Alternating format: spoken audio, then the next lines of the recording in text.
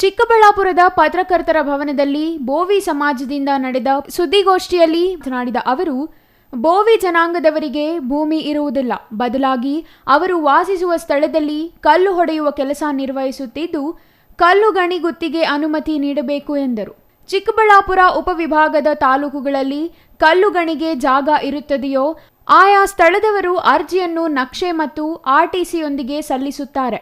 ಅಂತಹ ಅರ್ಜಿಯನ್ನು ಅರ್ಹತೆಯೊಂದಿಗೆ ಕಲ್ಲು ಗಣಿಗಾರಿಕೆ ನಡೆಸಲು ಅನುಮತಿ ಮಾಡಿಕೊಡಬೇಕು. ಪ್ರತಿ ವರ್ಷ ಬಜೆಟ್ನಲ್ಲಿ ಬೋವಿ ಜನಾಂಗದ ಜನಸಂಖ್ಯೆಗೆ ತಕ್ಕಂತೆ ಪ್ರತ್ಯೇಕ ಹಣ ಮೀಸಲು ಕೈಗಾರಿಕಾ ಅಭಿವೃದ್ಧಿ ನಿಗಮದಿಂದ ಕಲ್ಲು ಗಣಿಗಾರಿಕೆ ಮಾಡುವ ಸಮುದಾಯದವರೆಗೆ ಸಾಮಗ್ರಿಗಳನ್ನು ಉಚಿತವಾಗಿ ನೀಡಬೇಕು ಎಂದು ಒತ್ತಾಯಿಸಿದರು.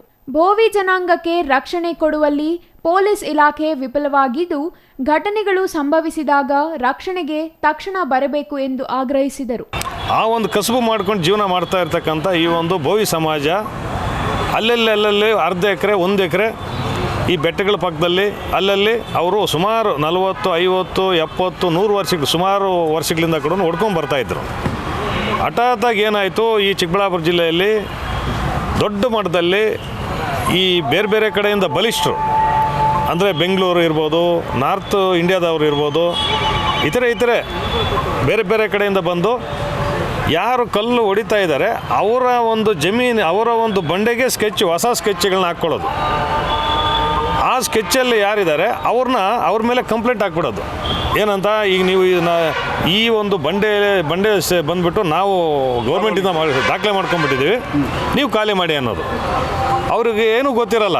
ಈ ಬೋವಿ ಸಮಾಜದ ಯಾರು ಕಲ್ಲು ಹೊಡಿತಾ ಇರ್ತಾರೆ ಅವ್ರಿಗೆ ಗೊತ್ತೇ ಇರೋದೇ ಇಲ್ಲ, ಏನೂ ಗೊತ್ತಿರಲ್ಲ. ನಮ್ಮದು ಈ ಜಾಗ ನಮ್ಮದು, ಸುಮಾರು 50 ವರ್ಷದಿಂದ ಹೊಡಿತಾ ಇದ್ದೀವಿ, ನಾವು ಈ ಜಾಗದಲ್ಲಿ ನಾವು ಕೆಲಸ ಮಾಡಬೇಕು ಅನ್ನೋ ಒಂದು ಕಾನ್ಸೆಪ್ಟಲ್ಲೇ ಇದ್ದಾರೆ. ಆದರೆ ಇಲ್ಲಿ ಏನಾಗಿದೆ, ಮೈನ್ಸ್ ಅಧಿಕಾರಿಗಳು, ಅಲ್ಲಿರ್ತಕ್ಕಂಥ ಜೈಗಳು ಮತ್ತು ಜಿಲ್ಲಾಧಿಕಾರಿಗಳ ಕಚೇರಿಯಲ್ಲಿ, ಮತ್ತು ಇಲ್ಲಿ AC ರೆವಿನ್ಯೂಯಲ್ಲಿ, ಮತ್ತು ಫಾರೆಸ್ಟ್ ಇಲಾಖೆಯಲ್ಲಿ, ಮತ್ತು ವಿಶೇಷವಾಗಿ ಪೊಲೀಸ್ ಇಲಾಖೆ, ಇವೆಲ್ಲ ರೀತಿಯಲ್ಲಿ ನೋಡ್ತಾ ಇದ್ದಾಗ ಇಡೀ ಸಮಾಜಕ್ಕೆ ಭಾಳ ಅನ್ಯಾಯ ಆಗ್ತಾಯಿದೆ. ಏನು ಈ ಒಂದು ಮೈನ್ಸ್ ಇಲಾಖೆಯಿಂದ ಭಾಳ ನಿರಂತರವಾಗಿ ಬೋವಿ ಸಮಾಜಕ್ಕೆ ಅನ್ಯಾಯ ಆಗ್ತಾನೇ ಬರ್ತಾಯಿದೆ. ಚಿಕ್ಕಬಳ್ಳಾಪುರ ತಾಲೂಕು ಬೋವಿ ಸಮಾಜದ ಅಧ್ಯಕ್ಷರಾಗಿ ಜಯಕುಮಾರ್, ಹನುಮಂತಪ್ಪ ಉಪಾಧ್ಯಕ್ಷರಾಗಿ ಆಯ್ಕೆ ಮಾಡಲಾಯಿತು. ಇನ್ನು ಸುದ್ದಿಗೋಷ್ಠಿಯಲ್ಲಿ ಬೋವಿ ಸಂಘದ ರಾಜ್ಯಾಧ್ಯಕ್ಷ ಆರ್ ಮುನಿರಾಜು, ಯುವ ರಾಜ್ಯಾಧ್ಯಕ್ಷ ವೈಶಂಕರ್, ಜಿಲ್ಲಾಧ್ಯಕ್ಷ ನಾರಾಯಣಸ್ವಾಮಿ, ಹನುಮಂತಪ್ಪ, ರಾಮಯ್ಯ, ಅಣ್ಣಯ್ಯಪ್ಪ, ಶ್ರೀಧರ್, ಪ್ರಸಾದ್, ದಾಸಪ್ಪ ಇನ್ನೂ ಹಲವರು ಹಾಜರಿದ್ದರು.